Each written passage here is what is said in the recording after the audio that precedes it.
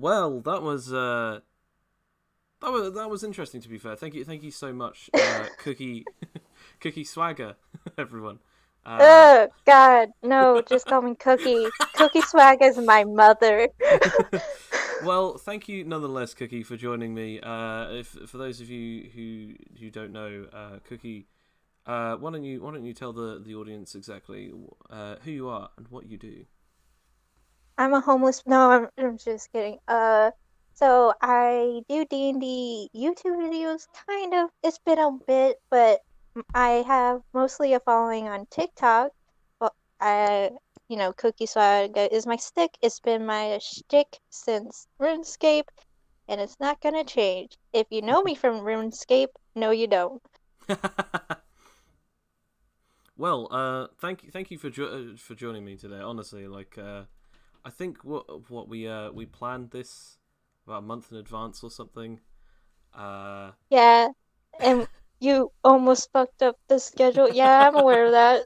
yeah, yeah, I messed up so bad because I was just you told me, "Oh, I can't do Thursdays, I can't do this day, I can't do that day." I said okay, and then someone else told me, this is really embarrassing. I think it was Fell.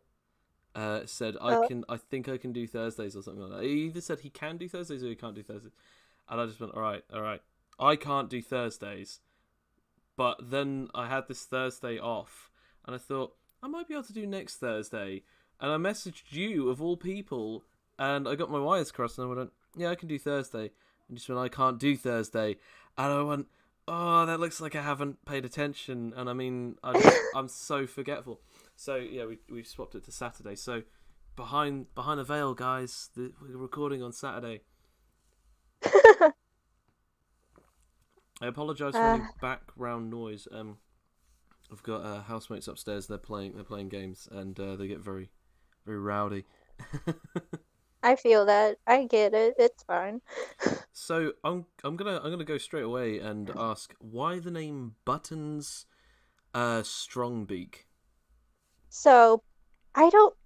Igwikis, how they're named, it's like very simple because it's like whatever they like, they will name their child. And I thought it was a really cute idea that, two birds really like buttons, so they named, their child Buttons.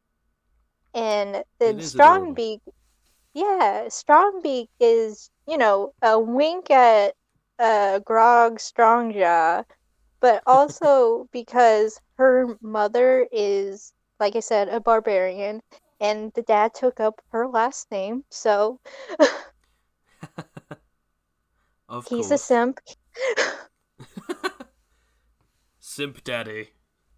Yeah, to be fair, Buttons gets her symptom and druidic, like, so her dad's a druid of the moon, or however, moon druid, so, he's not the most fit, so berserker barbarian lady over there, he's like, oh god. So she gets the simping from her dad, the magic prowess, and then she actually has a pretty decent strength of 16. Wow. So Okay. yeah, she built under all that feathers. It's just cool.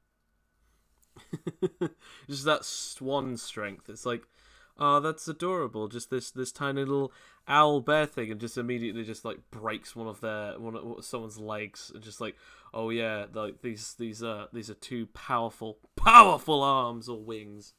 Uh, Well, which is actually amusing because whenever, after she died, she was having a time. Ikwikis have a special feat they can take called Albert Savagery, where they double their size to become, more owlbear. okay, that is So so cool. yeah, so she goes from 2'4" to like 6 feet in 6 seconds. She's just poof. I am so sorry to anyone who might have actually heard me pronounce Ikawikis incorrectly. I think during the opposite of the episode of Juice, because I pronounce them horribly, and I don't know if I I've used that pronounce. I'm a I'm gonna be honest. I don't think. anybody says Ikwikis right ever. Everybody says it I called them differently every Queequees. time. I called them Queequees Yeah, and I've immediately regretted it ever since. nah, it's like I said, I don't think anybody ever once. Although I'll probably like you'll probably get in the comments section. I say it right, Cool, good for and you. Keep it to yourself. I'm kidding. yeah, yeah. Just kidding. I'm joking. It's just always one person that's like, I know how to speak proper English or whatever the fuck that is. I don't think that's English, and if I anyone don't think thinks that an so. Ikawiki or Kwee is Ikawiki is English, you're wrong. Maybe we have to think about like a record scratch. The Ah, yes. They're just the uh yeah, that's it. It's worse. just their name, the species name is just an onomatopoeia. Uh, Yeah. so that immediately answers my question. In such an interesting fashion. Uh, so why was Buttons kicked out of her home?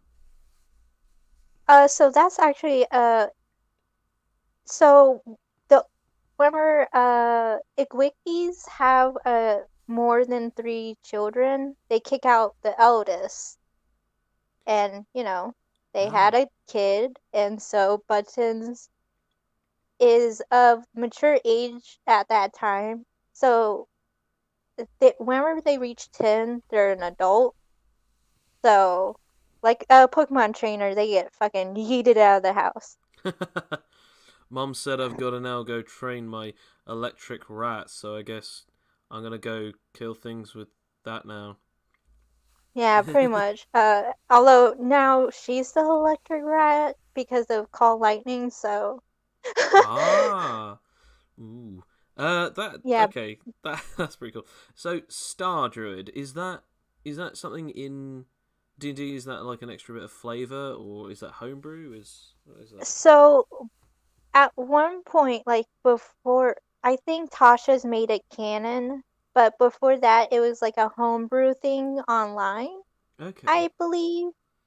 I don't know. It was my DM was like, oh, because my first thought for this character, I wasn't even thinking of like a super powerful being, which is what Buttons is becoming a horrifying monster.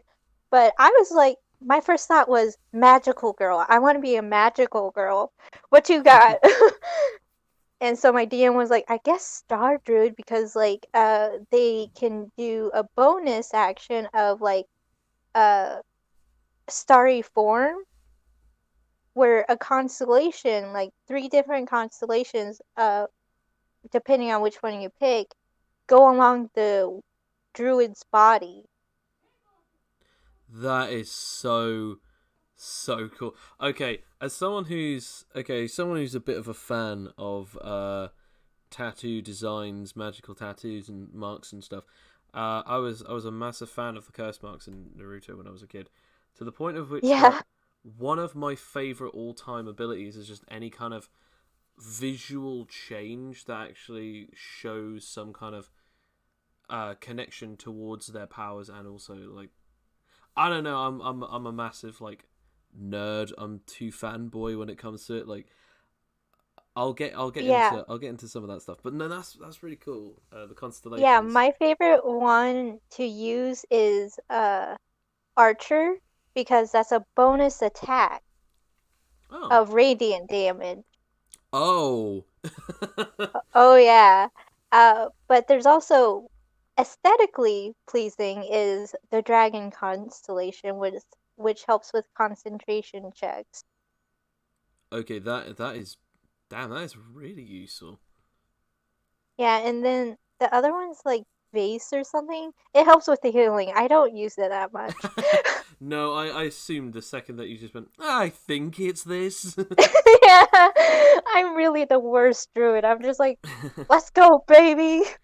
I'll Let's fight you go. and your mom. Extra chunk with power, and it's like this thing. I was like, yeah, but you could also heal too. I can't hear you. Crashing too many skulls. Yeah, Uh, pretty much. It So comes in clutch a lot, so yeah, I was gonna say that must be really freaking useful when you're just like, oh, like I'm just gonna be a druid, and now it's just like, oh, I'm just gonna just give everyone wedgies because ain't nobody touching me. yeah. Yeah, it's really cool.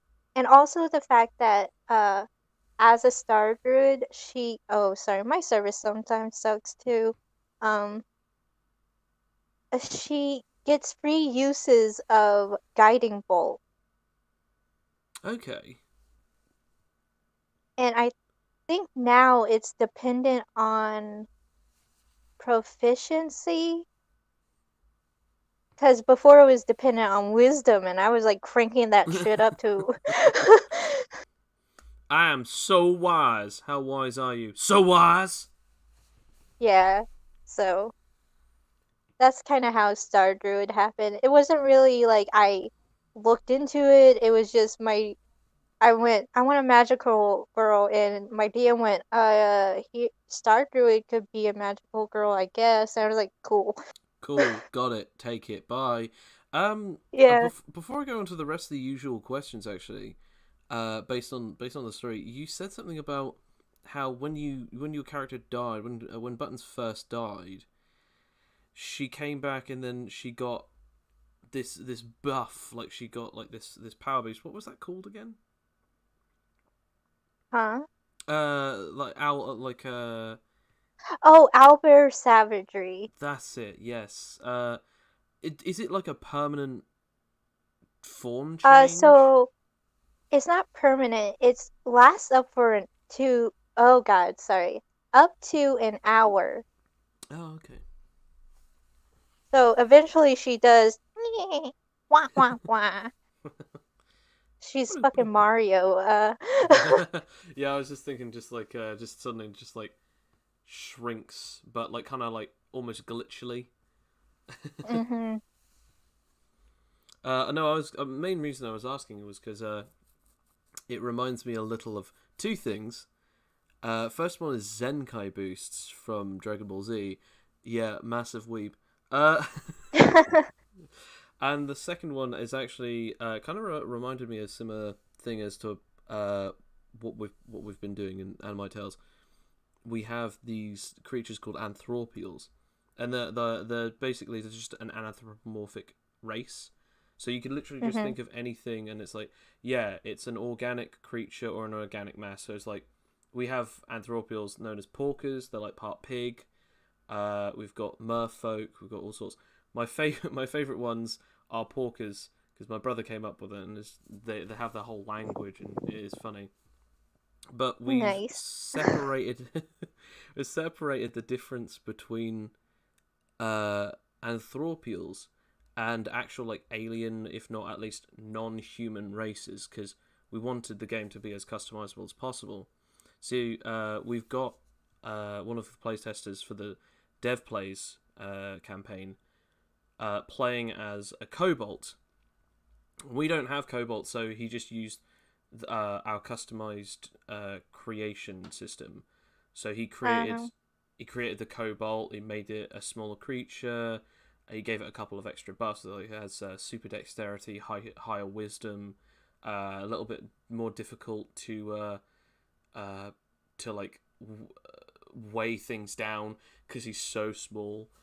Um, and he that we immediately stapled that as non-anthropial because the difference between any other like sort of anthropomorphic like creatures or similar things to kobolds or ikawikis or something, if it's not an anthropial, it means that its origin doesn't come from this energy that grants things mutation. So it's literally set in its DNA that it has mutated from something. So an anthropial, they can gain this thing if they inject or ingest enough like mutant blood, they can eventually get this thing called high anthropialism. And just like as you said, like owlbear savagery, like they get bigger, get bulkier. Anthropials become more like their sort of animalish form, and they can get bigger, more animalistic, tougher, stronger, faster, any kind of thing. And it's permanent, but the amount of power and the amount of levels worth of blood that you need is quite a big thing. And it just reminded me a little of that. Um, That's cool. it's you don't have to I don't pretend. have anything else. I'm You just don't have to pretend that that's cool. But no, it just reminded me of that. It was pretty damn cool. You said that Buttons got resurrected. Sorry, how again? A okay. dragon? So yeah, so she didn't know that he was a dragon because she just thought so they had went to this obelisk in the forest, right? Like just to look around. And there was this deer in the woods that she noticed with fucking like lizard eyes, and that freaked her the fuck out. And so, chased after him, and then he went into an elven form, and so he explained it that he was a druid, and she was like, "Homie, what up?" And like that she just like was always nice to him and would show him her book on the stars. And whenever she died,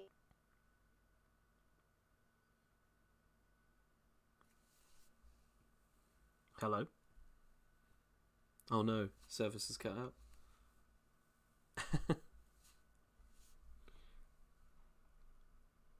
I think that's I think oh no.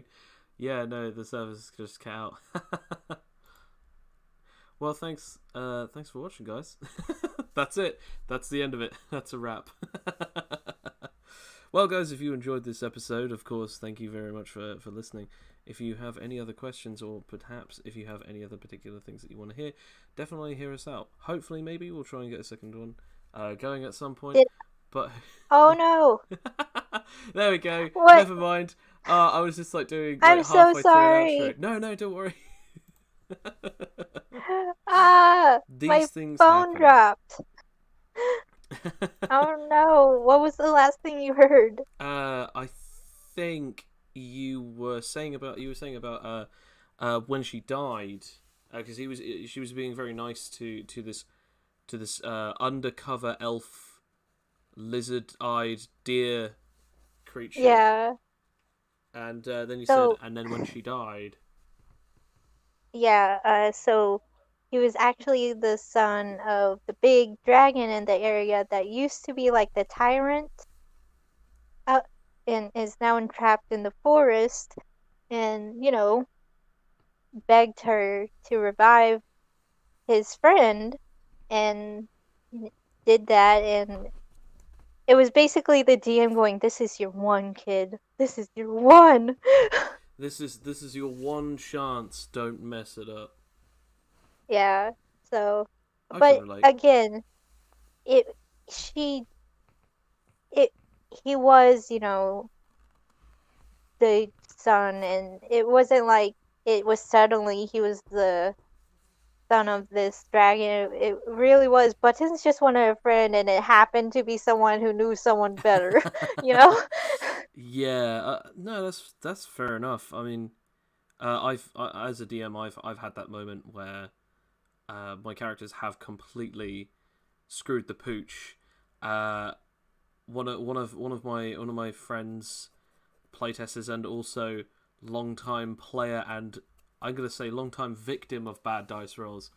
Uh, Alex, they always seem to get the worst rolls, and their character Aspen Green, a sort of plucky doctor slash sort of botanist who can manipulate like flesh so that they can heal people and regenerate others and all this stuff, and also can manipulate plant life. And it's this thing of I can count 3 specific accounts that if I stated how they died, all of them would sound like completely made up. But the first and only time that they actually officially died was they had their neck snapped by an angel.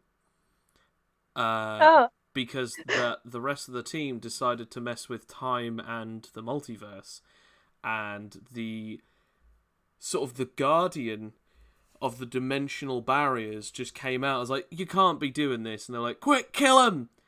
And he just Oh, then took down a couple of the characters. Not necessarily knocked them out, just like knocked them prone. Grabbed Aspen, the physically most vulnerable, and then just said to the guy in charge, put down your weapons, give me the target who you've taken from this other dimension, and we'll call it quits. And the human just went, Aspen, do you trust me? And Aspen just went, yeah, no, I trust you. And he fired at this guy. Not only did he miss, but then he just straight up snapped Aspen's neck and just piked the human who shot at him. And in thus forth killing the both of them.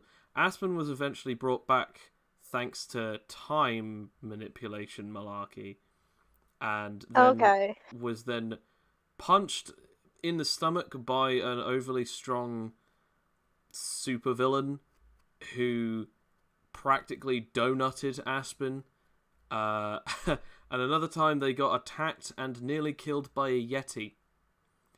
And I swear this is all in the same arc. This was all in the same country. Oh no. So when you said on the second session or something, I was like, damn, that is some real bad luck. Yeah, second or third, and I was just like, because generally I have luck rolling dice. Like I roll pretty well for the most part, and the DM is like, you're fine. Like they're gonna get to you before you die. My first roll was like below 10, and he was like, it's okay, it's okay. Second roll was a natural 1, Oh. and everyone was like, wait, what? And I was like, it's a 1. I've only ever had one double natural 1 ever, and it was fantastic. This playtester of Sam, he just goes, okay, so I'm gonna try and lift them up, and my friend at the time, he was doing this sort of like dark horror sort of style campaign where it's like, oh, it's everything is sort of out to kill you. It's kind of more like Call of Cthulhu, but we're still using the Animite Tale system, so because we're still playtesting it. And it was just this moment, natural 1, and he just went, yeah, you slip over and you fall over, and he just went, I guess, do I have to roll a severity check to see if I fall over and hurt myself? And he just went, sure, yeah, I'll just roll it. And severity, he just goes, okay, the higher the number on a D100, the worse it is. And he got like either 100 or he just got like within the 90s. He said, you Shit. fall over and you bang your head. And he went, oh, okay, I'm going to roll Constitution. And at the time, Alex and my brother just went, no, don't bother. Just take the damage, it will be fine. Because if this fails, you'll take an injury. And I said, on the bright side, if he takes a natural 1, the worst that could happen is that he goes into fatal moments, which is basically like they're dying and they need to be saved, otherwise they will straight up die, regardless of whatever their health is. And it's just instant natural 1, and Jesus. and I said, on the bright side, you have to roll a survival roll, and there's no way that you'll get another natural 1 straight away.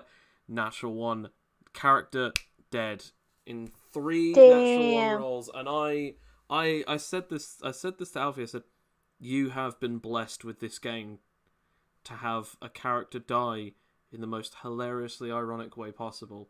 All he tried to do was help up an old man, and he ended up falling over and dying. And I want to point out, this old man slightly slipped over, and it was only just for the sake of comedy that he fell over. There was no rolls involved in that. And then he's just like, don't worry, I'll help you. But dead. Damn. This is why you never help old people. Words to live by, kids.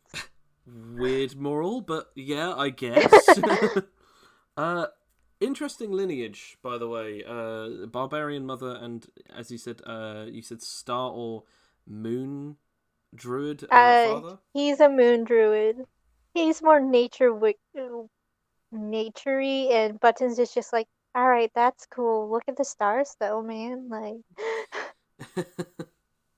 so growing up, he was very like, Buttons, let's focus, and she's like, but, I don't wanna. But look at that constellation. It Yeah. reminds me of So strength.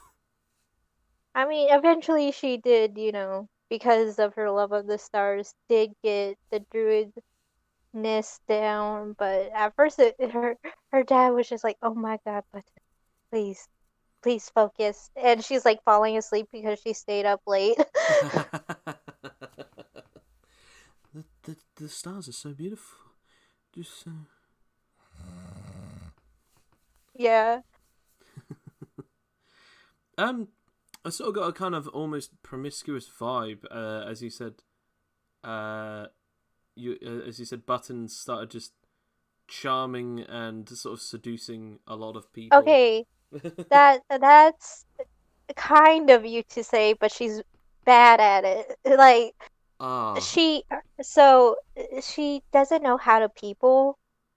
right. So it's more along the lines of, "Hey, I think you're attractive. Do you want to like talk, or do you want to go on a what's that thing called? A date? I want a date." She uh, isn't versed well in the owls and the bears. yeah, yeah, pretty much. Like she eventually went on a date with like an ASMR, but the ASMR basically did it out of pity and also because Buttons helped her town, and What? so I'm sorry, that is just the greatest like ever. I mean, like as long as Buttons never knows that, that should be the greatest ego boost. I went on a date with an Asima. You what uh now? uh, uh but it gets better. After the date, the next day she went to the ASMR was like the town guard, like captain of the guards there. All right. Like buff lady. um anyway, she went there and uh, lifted up her notebook and asked for a review on how the date went. Oh, that is so adorable. Oh, I love Buttons more and more. Uh, I, so, for any of uh my players who are out there, why don't you make cute characters like this? I'm kidding. To be yeah, fair, right. I love I'm too much of a massive fanboy of my players' characters. There has been a moment where they will walk in and do this amazing thing, and even though that I know that how the mechanics work, I'm just still just like, oh, they're so cool. Oh my gosh, can I get your autograph? Yeah. So, My DM. Uh, so for Buttons, she's cute and all that. It's fine. My other character, Harlequin, who's a tiefling bard of satire. Fuck. Uh, comedy. she, yeah, she's hot. Like she knows it, and the DM for that game, has a crush on her because like she cast Dissonant Whispers, and every time he's like, "Oh my god, step on me!" I'm like, "What the fuck?" I mean, as anyone who follows my Twitter will know, tieflings are one of my favorite visually impressive creatures. I mean, I love the design of Hellboy. I really just love the design of just tieflings in general. But like that sort of like demon sort of monster thing. I don't know why. Don't don't hate. I also really uh, like Asimar, but yeah, no, I feel it. Don't worry. Most of my characters are tieflings. But Button is one of the few. And I say tieflings. I have a new character that's an air genasi, but she's has tiefling features. Like her horns are crystals. oh, that's so cool. Ah, I again, I'm already fanboying, and you're not even one of my players. I think I did this like we came off the discussion video with Juice. He told me about a few more things that he didn't know whether it would fit in or not. I was like, that's still just so cool. It, damn it, yeah. There's a race in Anime Tales called the Archlings. They're like heavily mutated humans called husks, and I have posted some of the artwork thanks to again coming soon, and yeah, they heavily draw that connection to tieflings. Nice. So That's cool. thinks the gods are incompetent. Oh yeah. To be fair, in this world, the DM has specified that they're not really gods. They're the closest thing to gods, but they have not ascended yet. Okay. And so often whenever he tries to correct Button or correct me whenever Buttons is like, "Oh, them wanting to be gods," he's like, "No, they're gods." I'm like, "No, no, you said they're not gods yet." Oh, uh, technicality. yeah, he did that though. He's like, "Oh, there's no gods here, so no, like they are worshipped. It's just they're not ascended yet, so they're basically entities that have, you know, great powers, but they haven't figured out how to, I don't know, be in godhood yet." Yeah, yeah. And Okay. so, you know, No, that's Buttons thinks they're incompetent as fuck, though. fair enough. I mean, to be fair, like I was gonna say, like the closest thing that we've had to again, like as I said, the whole thing of the party fighting an angel. I don't often throw the gods in too much in any of my campaigns because I usually have a specific set of rules. Like it's almost impossible for them to come to the physical world. I've basically if people listen to this, they might know this. I've done the for the lore of the gods. I've done the what's it called? The dark side lore, where the gods eventually ascend and become so big that they are bigger than the physical realm. If they Hmm. try to descend, they'd either have to create a fake falsehood of themselves just to sort of walk around kind of like their avatar.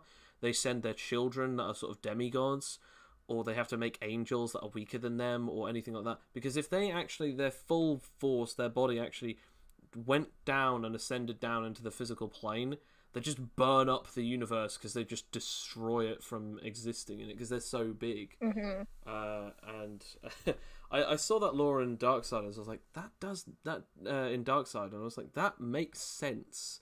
These guys are so powerful that their form would be just too much, which is why they Yeah. can sort of puppeteer the universe from such a grand distance.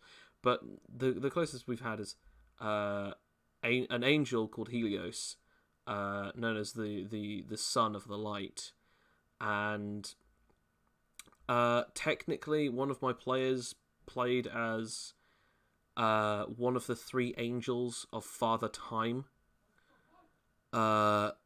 And there was a moment where it's similar to Anasimar. He every now and again he'd speak to the god of time, and he'd just be like, "Hey, Dad, so really need some help here," and he'd just be like, "You were sent here on a mission. Do your job." And he was like, "I don't know. You've been really cryptic. What exactly is a cataclysmic calamitous event?"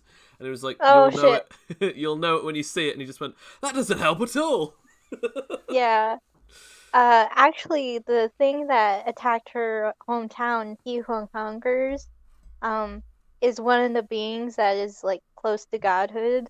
Oh So wow. that's another reason she fucking hates God or whatever wannabes, as she calls them. And she Damn also deicist. she also roasts them because apparently the other wannabes can't take care of him because gods are supposed to fight together. And I'm again buttons, but they're not gods. You've already said that they're not gods. I What mean, do you mean they can't fight each other? my Get that pl- kaiju battle going. get a casual battle going. Kill each other. Let them fight. Yeah.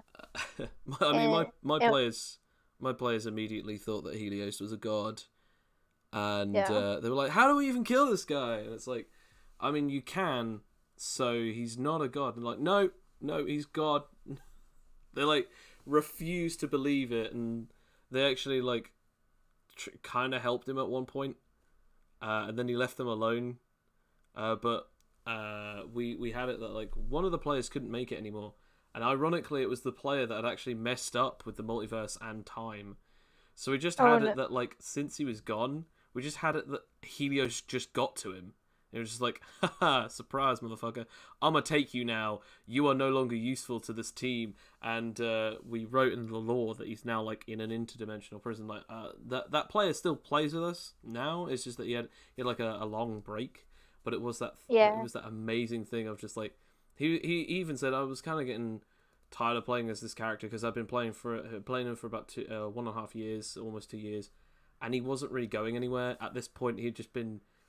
It was literally his entire life was a cock up cascade that he constantly created.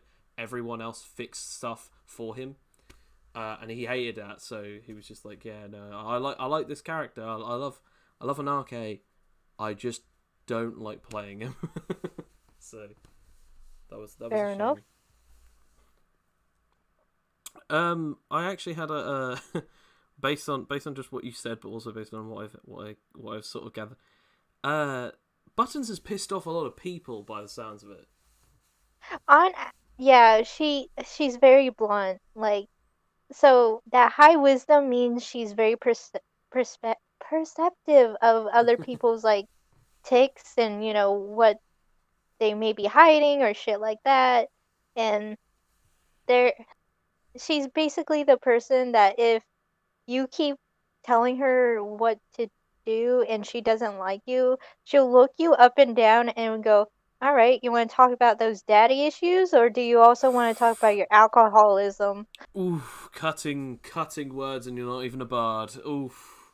Yeah. So she's she speaks her mind because if you're gonna come at her, she's going to, in turn, come at you. So yeah, That for the most part, the party like kind of stuffs her away and is like shush until like if any she's the lie detector, but not the mouth. no, no, that's fair enough. Having that kind of thing is incredible. I mean, we talked about this a while back on a podcast. We actually said the idea of like super strength and super dexterity, super speed, super durability. That's really cool. But no, having super charisma or super intelligence is great. Having super wisdom, where you could just insight literally anyone, or just literally just know anything and everything about a situation. Like you can walk in, and it's kind of like Limitless, where you've only seen like two portions of the room, and yet you've already mapped it out in your head, and you know exactly where everything is just by only seeing like it for a brief second. Or you've, as you said, pinpointed the exact specific uh, idiosyncrasies, weak spots, even the little, just tiniest little details into that person's psyche, and you're just like, oh, I know which part I'm gonna pull away to make this Jenga tower fall. Yeah. No, Yeah, that's really but cool. it does get her into trouble. Like that dream sequence with the Lich. Again, Buttons doesn't know his name. Like the rest of the party knows him because, most of them have items. They pay attention whenever someone's talking about him, but Buttons is like, wah, wah, wah. What? Do we care? Do we care? Should we care? Okay, you guys can care. I'll just, I don't know, fucking take a nap. Uh, I, So whenever he like popped up in her dreams, like so he collected them all into this dream and threatened them and was like, "You guys keep interrupting my plans, blah blah blah." And again, she pipes up, but we didn't try. We didn't even have to look. Like damn. yeah, it's true though. Our party does not look for his like master plan of evil or whatever. We just happen to need to go to this cave to like collect. I don't fucking know. It's either we are Or destined to defeat you. It's that thing of like either we are destined to defeat you, or your plans are way too easy to find, my guy. exactly, that's what she was insinuating that, and then he's like, "Well, you better stay out of my way." And she was like, "Okay, tell me. I don't care enough about you. Tell me where you'll be, and I'll stay away." And he went, "I'm going to take over the world everywhere." And she went, "That's not specific. How am I supposed to stay out of the way?" Just, okay. Stop getting in my way. Okay, where is not your way? Well, I want everything, so everything is in my way. Then shut the fuck up then. Yeah. Either kill And me she or went, let me go. yeah, she was like, "You're not very good at this. I'm not I'm not intimidated." And everyone else in the party is like, "Shut the fuck up. Shut the fuck up." The greatest that genuinely reminds me of the time where uh that genuinely reminds me of the time where so my players are always trying to test me and always trying to push my buttons, so to speak. And Uh-huh. the uh I had a great pun earlier, but I didn't want to ruin your storytelling, but I'll come back to that in a second. Uh it's not worth all the hype. Uh, no, but there was just this moment where they're playing as villains, they're playing as pirates, and they're like they're in a pirate group, and there's this like ruler of the sea, and there's like supposed to be 8 of them, and each one has a designated area, and this guy walks up to them, and they're like, their crewmates were so tough, we literally could not land a hit on them. They're so damn scary. We do not want to fight them. And then all of a sudden, one of the players just pipes up and go, "Yeah, well, maybe you should watch yourself next time." And every single person just went, "Shut up, no!" Yeah. And they got the charisma check. So just they're like, I'm gonna charm him. And then everyone went, "Why don't you have a modifier? Don't you have like a decent like, I don't know, like persuasion or diplomacy or even like really bad taunt or something, just so that then they can make fun of you?" And it's like, no, just charm. And everyone was just like, "Oh my god, this guy's gonna get us killed." And he got the good roll. And this guy just turns over to them, looks them dead in the eye, and just goes, "You're right. I apologize. I like you. All right, stay as long as you want." And he just walked away. And it was that moment where they just pushed their luck a little bit too much at one point, and Yeah. he just went, "I'm gonna have to let you all go, and the next time that you come near this land, I will have to hunt you down. I will have to kill you, because that it's bad for business, and people are starting to think I'll go soft. However, I can just chalk this up to nothing, and just say that the two of you blew each other up, or at least you severely damaged yourself, and you didn't come back to shore, and I'll let it go on, and again, that character was about to pipe up, and they said, "Oh, I want to say this," and another player just went, "Can I roll Dex just to see if I can put my hand in front of his face faster than he can talk?" So I just went, "Yeah, sure. Roll Dexterity for taunt, and then roll Charisma for taunt, and roll Dexterity or Finesse for like a sleight of hand movement of just quickly just putting your hand in front of." And thankfully, the player who was trying to just like silence them did actually succeed the Dex, and just went, "Thank you. We'll be on our way." And just that was Yeah. it. Yeah, pretty much how the entire party was like, "Shut the fuck up, this is a lich." And she's like, "A what? He looks he doesn't look like a skeleton." And they're like, "Shut up. Shut up." Hold up. Wait a minute. Say nothing. Yeah.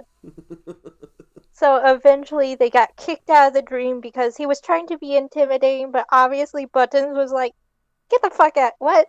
No." You think you're cute? Bitch, I'm adorable. Yeah, pretty much the entire time. My name is Buttons. Yeah, she's like, he's like, "Do you know who I am?" And Buttons is like, "I don't know, a guy who's fucking in my dream. What?"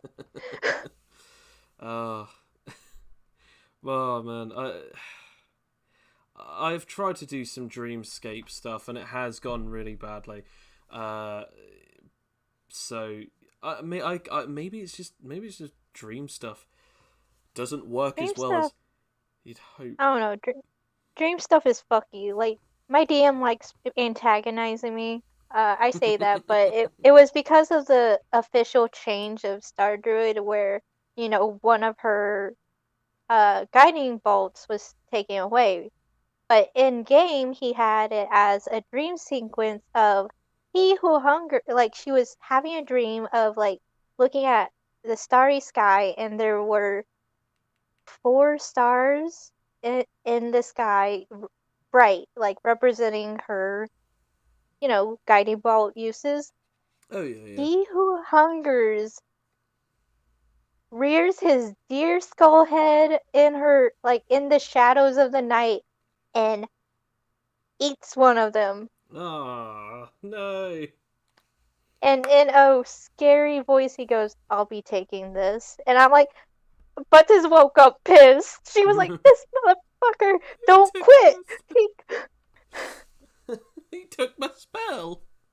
yeah, yeah, no, she got super depressed about it because, once again, this dude not only got her killed, but it almost got her family killed, but now he's haunting her dream. I mean, This mother.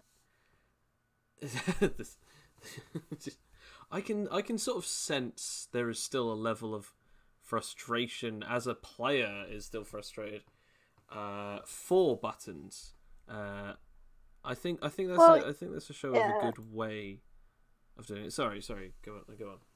No, no, it's true. Like Buttons is essentially my child, so anytime she gets bullied, I'm like, all right, let's go.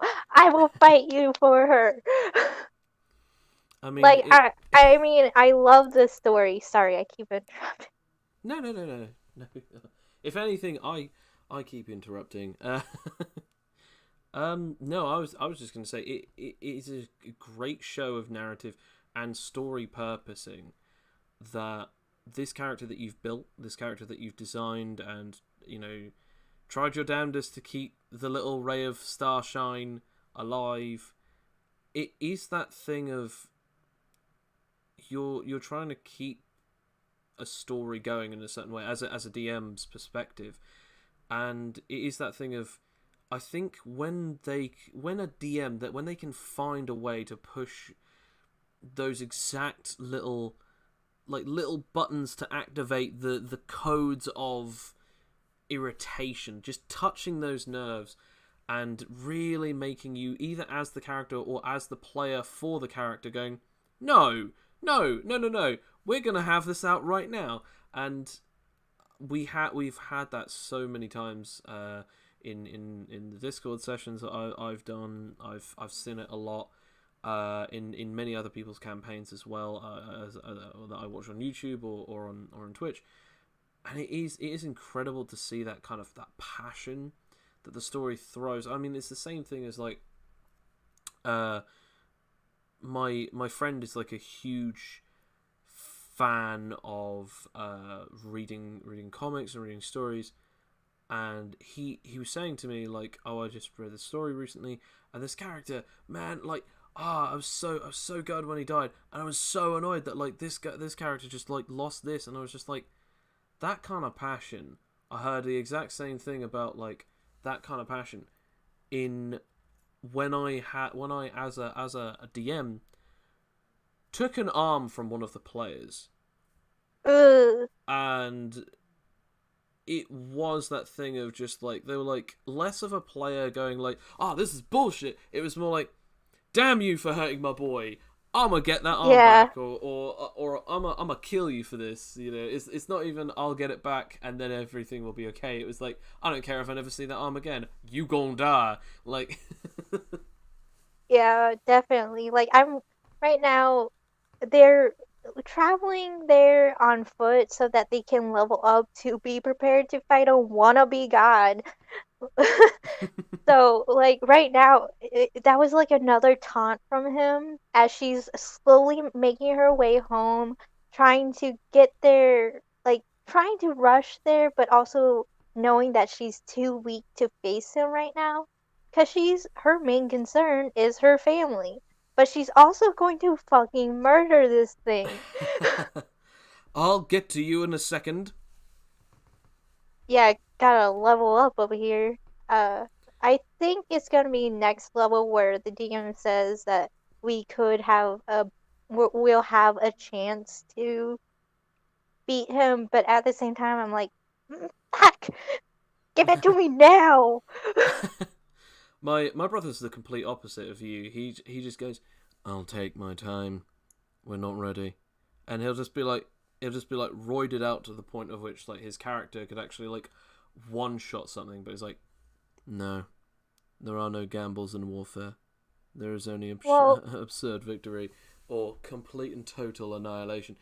And I like that a lot of his characters do that, but sometimes I'm just like, you gotta have a reckless character.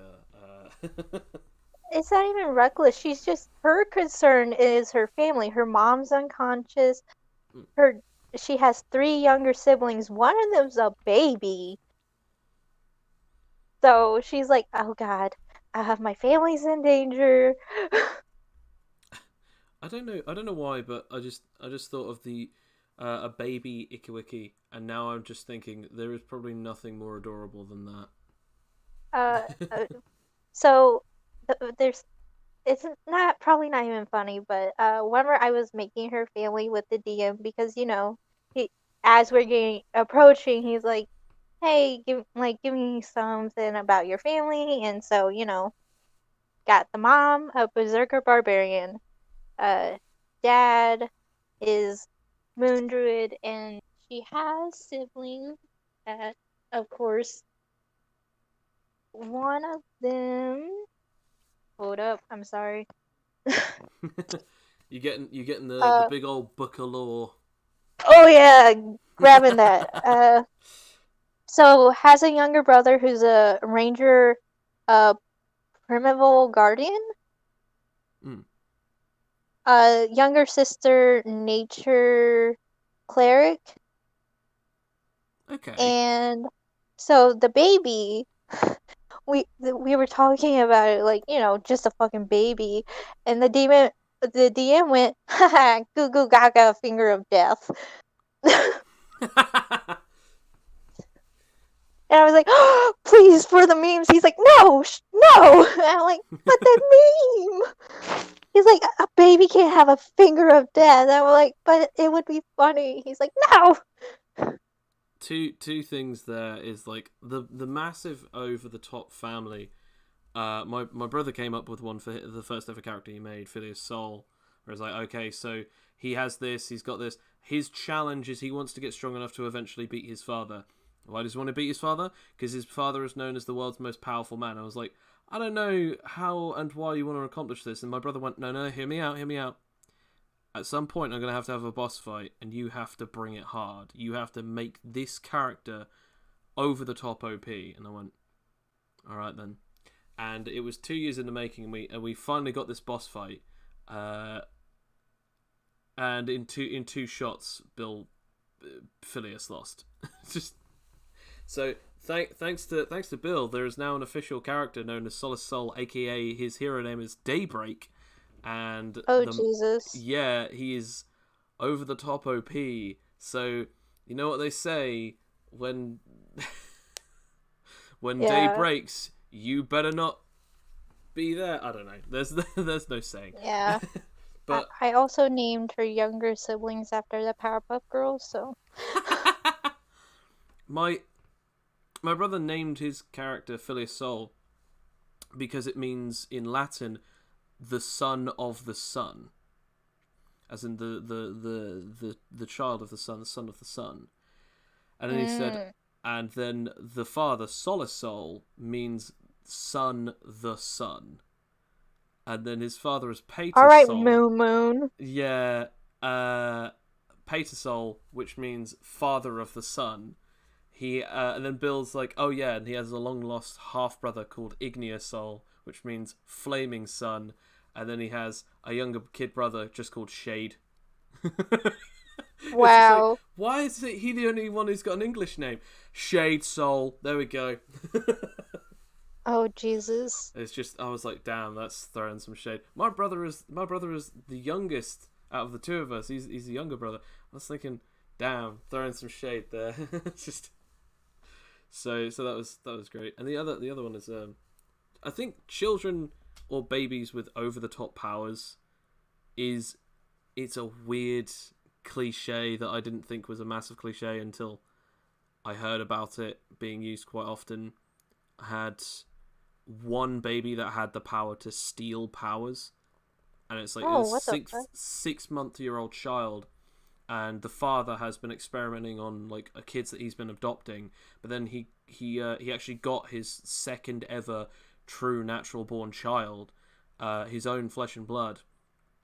Got the like, because he owns so much of like the medical science division. He has tons of money, and so he divorced the mother from the baby, got all of the rights to the child, and then has been experimenting on the child, and now the child has the ability to stockpile powers.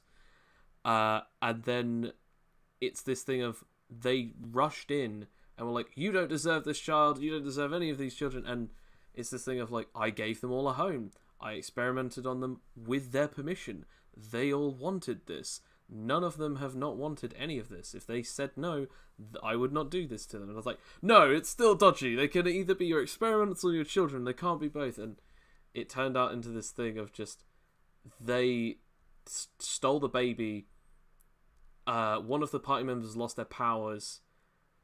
And eventually this whole thing concaved until eventually they just had to send the baby with someone to another universe so that then the father would not hunt them down. So yeah, OP children, bit of a weird trope that I didn't know was actually quite a common trope until about a year ago. I just thought it was funny. Goo goo gaga finger of death. Figure of That's death. all that's all I wanted. Go gadget, finger of death. hmm Well, thank you, Cookie, for coming on Yeah. here and for sharing your amazing story of Button Strong Beak. Yeah, she's a mess, but I love her. I think I still have that message somewhere, and it's just like I can't wait to share my my crazy something child. I can't remember what it was. Yeah. I got super hyped for this one. So thank you very much for coming on here. If any of you are interested in any more of these episodes, definitely check out Campfire Stories. I am on Goa Joe, aka Animite Tales. You can check my Twitter out at Animite Tales. And where can they find your channel and stuff, Cookie? I'm so bad at transitioning. Cookie Swagga, you can find me on Twitter, TikTok, YouTube-ish. I'm still looking for an artist so that I can start doing my stories again without the artist blocking me, please. Thank you. Uh, so yeah, find me on there. I don't know. I am a person. Follow me, but don't stalk me. That'd be great. Uh, I'm gonna have to get off Twitter for a bit. yeah. No. But yeah. I am. I sound nice, but I am a bully. If you believe rubbish, which you shouldn't, he wears too much eyeliner. I'm sorry, but I'm not gonna get into this. But you did throw some younger. I was gonna say younger Phileas child. No, you definitely threw some shade yesterday when I was on. I don't. Poor old Robbie. No, we always throw shade at each other. It's fine. This is just us showing that we're friends. but no, really, like he watched me on a stream with Arcane Gate, and I was super on the juice that night, and I was so nice. And then he met me on the Discord, and I'm like, haha, you wear eyeliner. And he's like, what the fuck happened? The difference is jarring. To be Yeah. to be fair, I don't know ever what to expect from people, so I just continue with what I've got, and I it's how it works. Just I sound sweet like a cookie, but I will break legs. All right. Anyway, thanks for having me on here. thank you very much. Especially thank you very much for sharing your story. Thank you very much for putting up with being the cactus for about what 8 9 minutes. Uh, Yeah, sorry. That's I don't know how to tell stories, especially no, when it's it's not finished yet. And it's I don't still know. good. Uh, it's it's just hard to talk and you just like awkwardly staring at a cactus. Just uh-huh. Go on. Well, thank you very much yet again, and for any of those who are listening, thank you very much for also hearing us on the YouTubes. Again, follow us on Twitter at either Cookie Swagga or at Animite Tales. If you guys are interested in a tabletop content, then either check out my channel where I actually do dev plays every fortnight, where we're actually playtesting my new tabletop RPG that I'm still currently in development. Not that I don't talk about it or anything. Uh, Yeah, not at all. not at all, not at all. It's almost like Oh, as if I spent a lot of years on this thing. But if anyone is interested in that, definitely check it out. And there will be some more content up later at some point. But as always, thank you very much, Cookie, for joining us. Thank you, everyone, for hearing us, listening to us, putting up with us, whatever. It has been a great night. Thank you, and good night. punch someone in the throat. Wait,